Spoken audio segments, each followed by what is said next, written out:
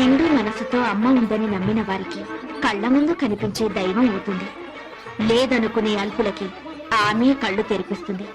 నైవేద్యాన్ని ఆ అమ్మనే పిలిచి తినిపించాడు ఓ చిన్న పూజారి. ఓం శ్రీ కనకదుర్గా దేవి దత్తాత్రేయ, నేను ట్రస్టీ గారితో మాట్లాడొస్తాను. త్వరగా నైవేద్యం పెట్టేసి మేయర్ గారింటికి ప్రసాదం పట్టుకెళ్ళాలి. నేను వేద పాఠశాలకు వెళ్ళాలి, తొందరగా రండి. అవన్నీ తర్వాత, అమ్మవారికి నైవేద్యం నేను ట్రస్టీ గారితో ప్లేట్ల కలెక్షన్ గురించి మాట్లాడి వెంటనే వచ్చేస్తాను. ఎక్కువ మంత్రాలు చదవకుండా త్వరగా కానీ పులిహోర పైన జీడిపప్పు కదలకుండా నైవేద్యం పెట్టు.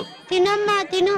నేను వేద పాఠశాలకు వెళ్ళాలి, ఆలస్యం అయితే మాస్టర్ గారు కొడతారు. తినమ్మా తిను. మా అమ్మ కదా, తొందరగా